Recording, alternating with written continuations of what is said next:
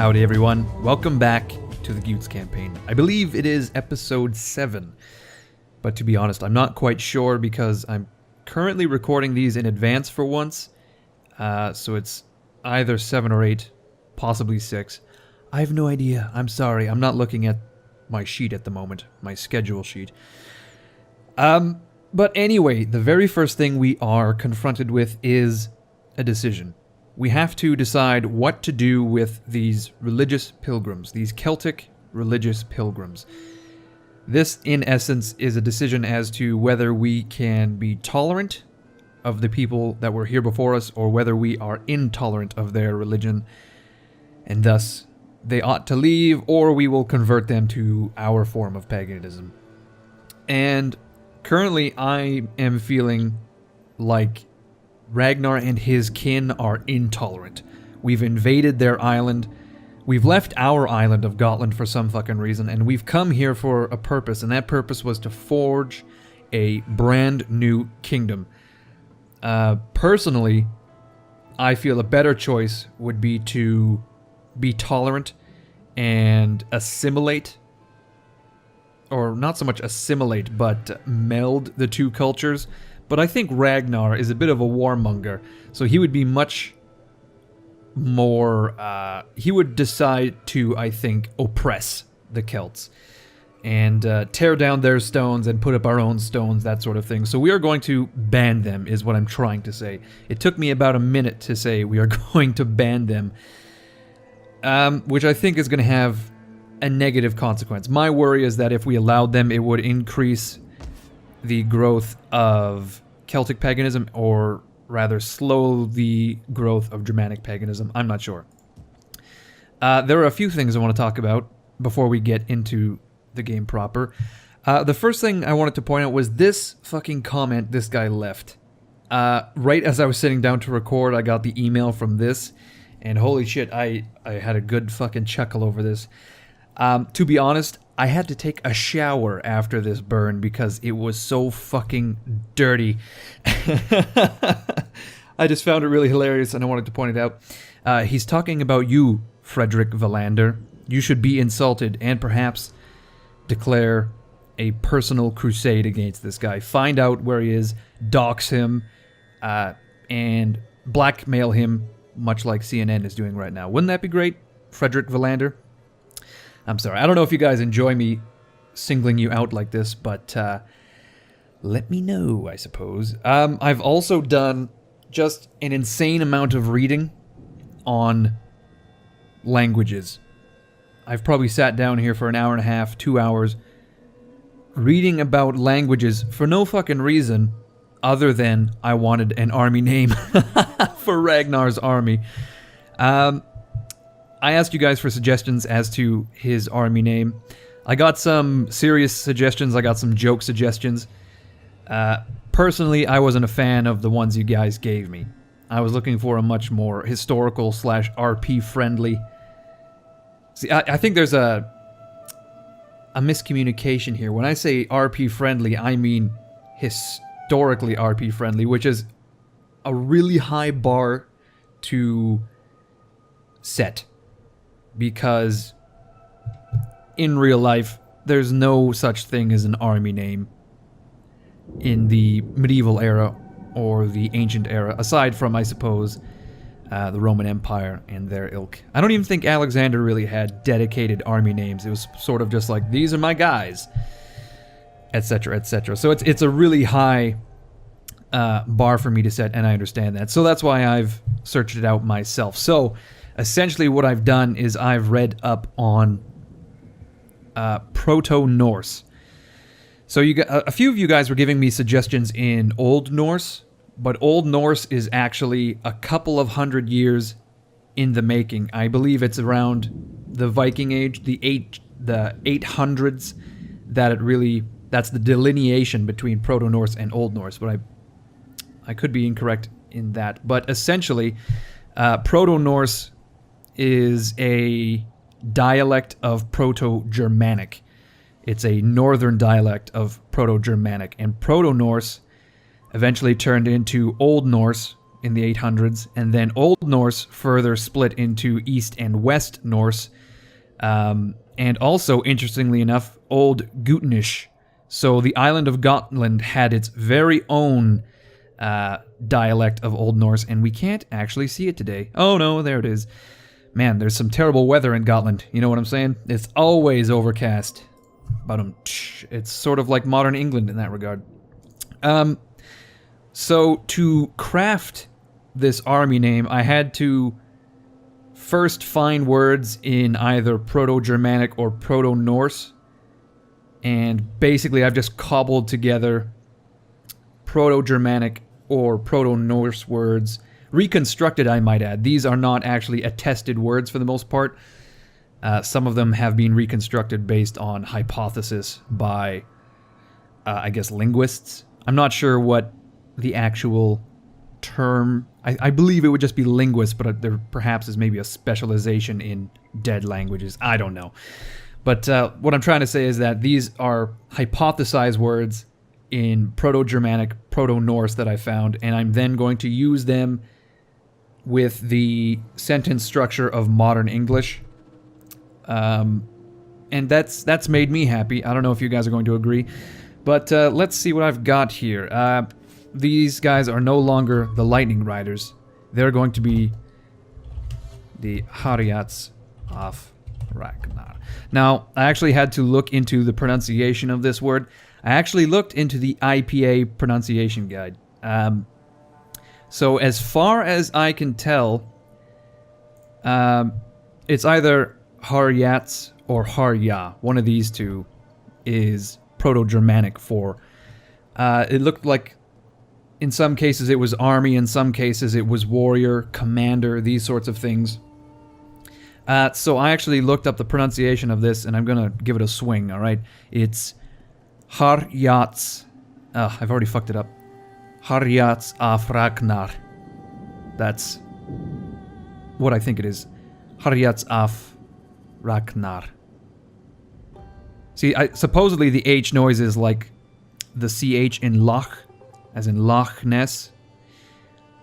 Haryats of Ragnarr. Basically, this just, I'm imagining, means Army of Ragnar, which I'm happy with.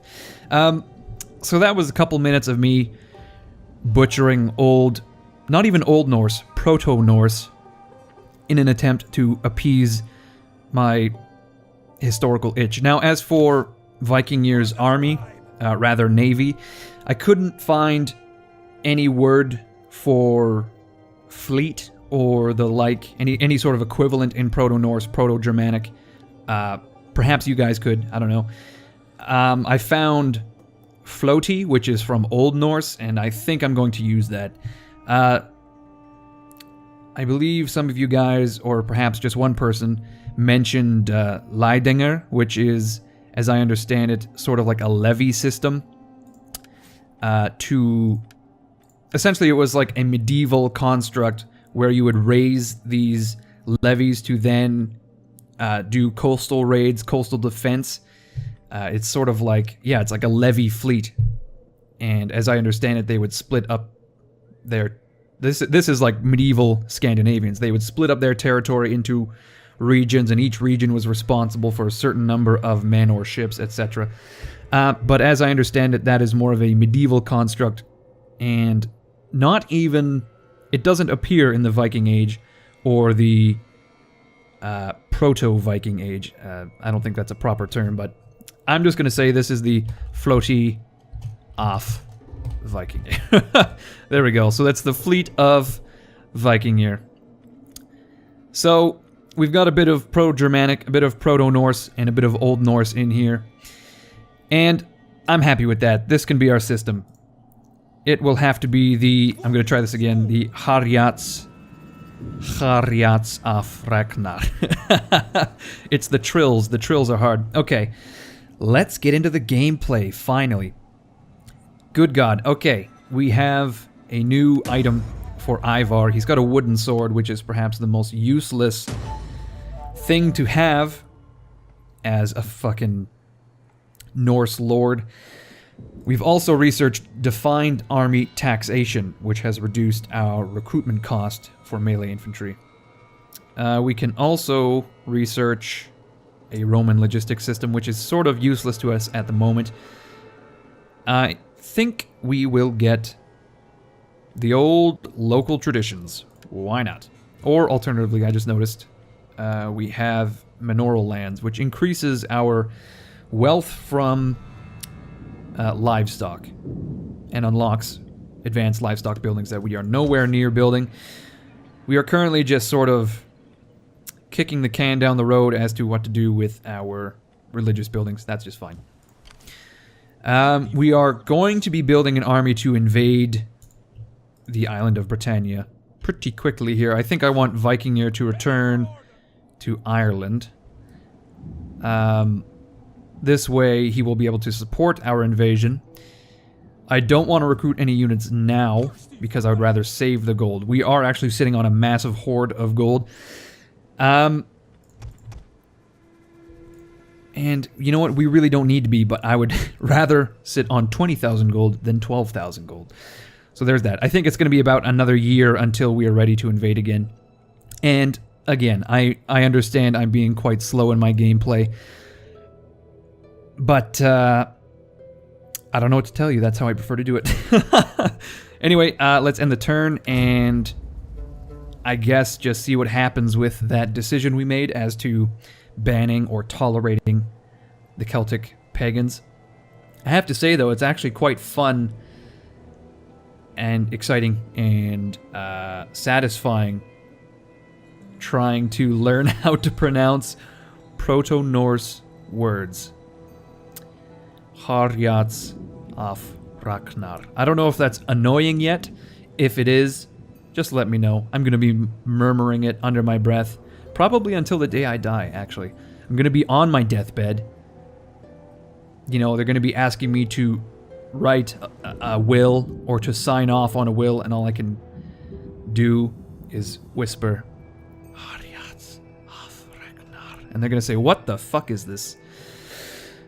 It almost sounds like I'm casting some sort of spell. Or if you're a fan of Harry Potter, it's almost like parcel tongue. Man, this is a long end turn. I usually edit this out, and for good reason, because it is long. Okay, the Danes have actually been destroyed by the old... It's the Geats. The Geats have finally done it. And I imagine the Angles are going to do the same to the Jutes pretty quickly. Should we just get Vikingr to meet us up in Tuesis? No, let's not do that. Actually, no, what we will do, we will use Vikingr as a shield against the Stone Crows. I think that's a fine idea. We will begin recruiting perhaps in the winter of 399. That seems like a good plan to me. Okay, so we currently have 23 food, 23 food in surplus, which means we can actually build the grove with a small, tiny little surplus. Until, of course, we build a larger herd, or... No, you cannot build a herd in the sense we're talking about. I guess you breed one. It's not like Lego pieces. You can't just buy more. Well, you can actually buy more cattle, but...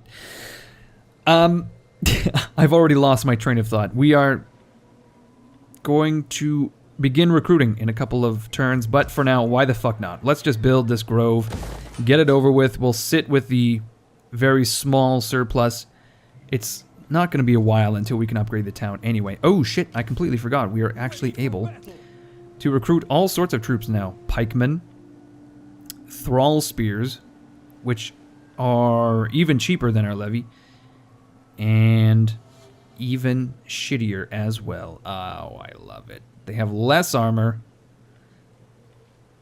They do have a formation, though. It looks like it's a shield wall sort of situation. A spear wall, rather. They also have a stamina bonus. Very odd. Okay, so we are actually getting some variety in our armies for now. For once, rather. I think I would like some warhounds, though. I'm not so sure about the pikemen, however. I guess we'll have to see what the Caledonian and Pictish army composition is like, and then we can get pikes and the like. I don't know. Jesus Christ. We've actually put guards, armed guards, around the circle of stones. So, the Celts are really upset, obviously, which has increased our public order issues. We've now got a 10-point malice due to presence of Celtic paganism for 3 turns. We've also got a steadily declining presence of Celtic paganism, which is basically what I was hoping for. So it seems to me that, yeah, this is gonna disappear extremely quickly. Germanic paganism is going to grow extremely quickly. However, it has diminished our public order by just a few points, and that's just fine because we're hovering around 0 at the moment, and we can certainly deal with that. It seems to me Vikingir has somehow gained a rank whilst sailing around Europe. I don't understand quite how he managed that. No, we don't want that, actually. We'll give that to... Vikingir is actually quite a good candidate for a general, but is Ivar. I seem to recall he's actually not that bad. Oh, but Ivar is currently operating as governor. Okay, we're going to have to hire Haraldir, I think, as our future general. Now, you may not recall this, but I was actually going to hire... Yeah, I'm actually going to hire a second general at the moment to act as a garrison for Eblana whilst we advance into Britannia. Now, this is going to be the... I've already forgotten the fucking word. Good God. It was Haryats, was it not? Haryats.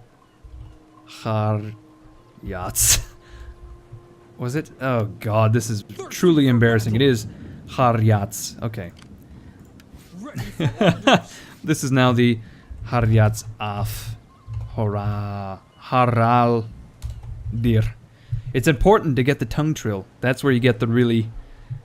that's where you get like the Norse feeling from. Haraldir. In my opinion, anyway. It always reminds me of like Age of Empires. You know, you'd click on a dude and you'd be like, Fisk. That kind of thing. Anyone? No? Okay, we've got an artist as well. Well, this is actually incredibly helpful. Here we go. Governor. Bam.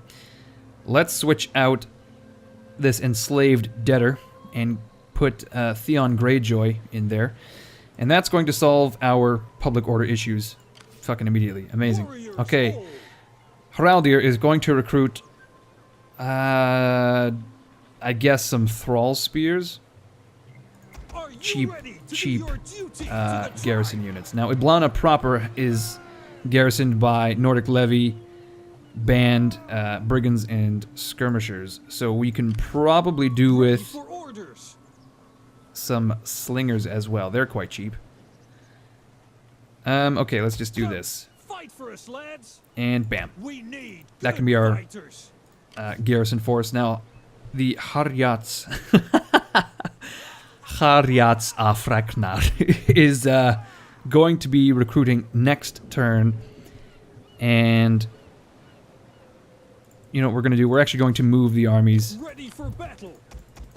immediately. We may as well just get it sorted and out of the way. 2 units of spears, 2 missile units, and helms. That's great. He is going to have to...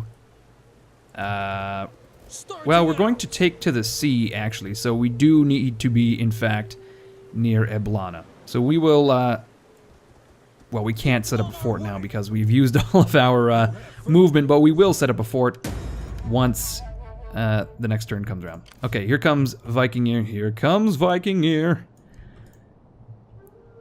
Okay, he actually has a rank that I forgot to apply. Let's give him some zeal, and then we need to get him to fleet commander, so he has to first become an infantry commander, which is just completely ass backwards in my opinion. But what do you know? What do you know? Let's check out the diplomacy yet again. I can't imagine anyone wants to be our friend, aside from the Geats. If we... Oh fuck, I totally forgot about this guy. The lead singer of My Chemical Romance over here. Yeah, I mean, we can intervene in Scandinavia, but I would much rather just prefer to focus on the British Isles for the moment. And, of course, as I mentioned many, many times before, strike a deal with the Gauls. Ah, our most beautiful son Ivar has gained a rank as well. He is now rank 3, and for some reason, that doesn't just take me straight to his character page. He's gaining quite a lot of experience being governor, which is amazing. I think we ought to either make him a judge or increase his authority. Although, increasing Raven yet again reduces our construction cost. We'll do Raven as well as judge. That's fine. The Jutes, it seems, have been... The fucking Franks have declared war on the Jutes. I don't believe it. Why would they do this? Although it seems to me like the Jutes perhaps are a Horde faction now. Let's see. The Jutes, yeah, they've taken to the wide open oceans in an attempt to survive, as the Angles have just come on over, as they do, to take their lands. Looks like Gaul, for some reason, has negotiated a peace with Achaea. I don't know. With Achaea. Achaea Rio. Very odd. Okay, Wulfgar has earned a weighted practice shield. Alrighty then. And an epic poet. Alrighty then. Alrighty then. We've also recruited all of those units. Wunderbar.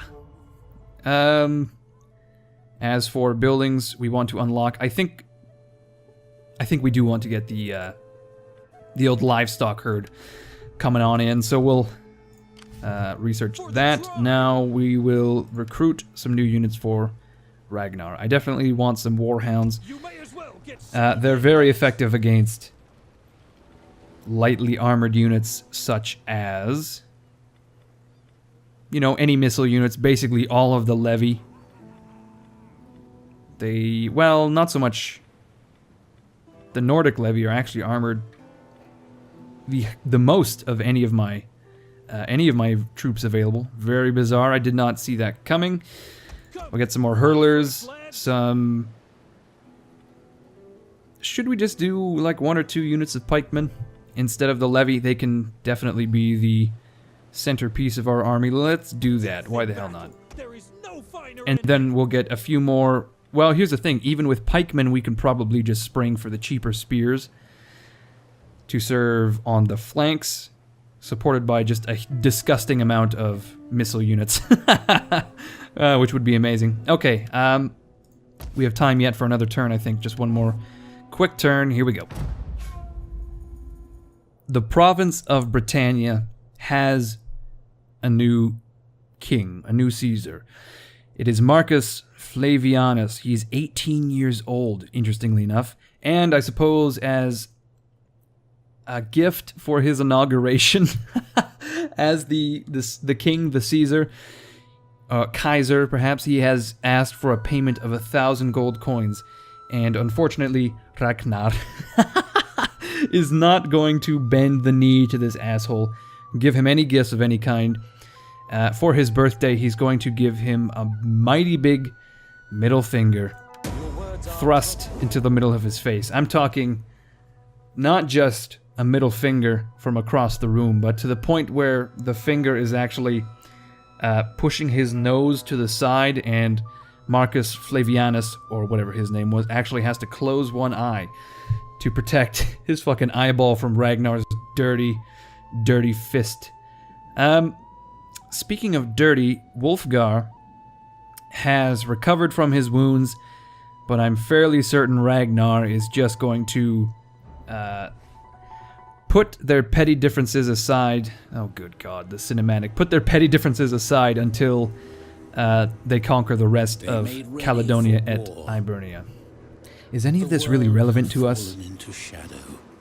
Hilarious. Okay, Attila was born, and this has apparently resulted in a bit of climate change. We now have poor fertility in our small little region here. We just built the Sacred Grove, but it's pushed us into a famine, essentially. Which is just hilarious. We're going to tear down the trees we planted.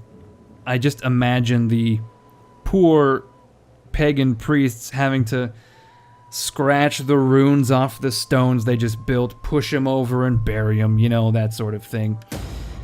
Oops, my bad. I really should have seen that coming. Okay, well, we've recruited a bunch more units for Ragnarr. And unfortunately, we are going to be receiving attrition due to the old famine. Let's fill out the rest of the army. We've got 2 units of pikes. Now, I actually forgot that we have to besiege Tuesis. And in order to capture it, we're going to need a lot of melee troops. I imagine these slingers are actually going to be quite useless. So that was my bad. I made a mistake there. And I think we almost will have to have around, like, yeah, 6 to 7 units of just spearmen. So I'm actually going to recruit a shit ton of levy. I mean, we do have the Nordic Axe Warriors and Ragnarr himself, but I just think scaling the walls and capturing the walls is going to be difficult, especially with our levy, because it seems to me that they're pretty garbage. Even more especially if the Celts have, like, the Celtic band with the axes and whatnot. Anyway, you guys, we're going to grab Vikingr really quickly here and get him up near our capital. And we can probably get him to recruit another ship or 2. I think perhaps we want a Snekia longship. Okay, we can actually recruit a shit ton. We'll just do perhaps 2 for now. That seems fine. And actually, an interesting development with the Stone Crows, the last remaining Abdanians, led by Avalus. He has recruited an entire stack now and is staring intently at Corinium, which is incredibly interesting to me. I want to see what they do. The entire point of bringing Vikingr up here was that he could play defense on the high seas against the Stone Crows, but perhaps we may not need to do that because they will be camping in Corinium, perhaps. So we will recruit these units. It will then be the summer of 400 AD. By the time we set sail and arrive, it should be either winter or spring, I imagine. Anyway, everyone, thank you for watching. I hope you enjoyed it. I especially hope you enjoyed the short language lessons, the linguistics lessons I brought to the table. Because personally, I put far too much work and effort into that for such little gain. And I would like to see some benefit to it. Please make me feel better about myself.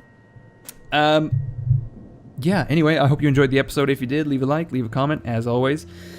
My name is Incoherence, and this has been another episode of the Gutes campaign with Terminus Total War Imperium. I will see you guys later.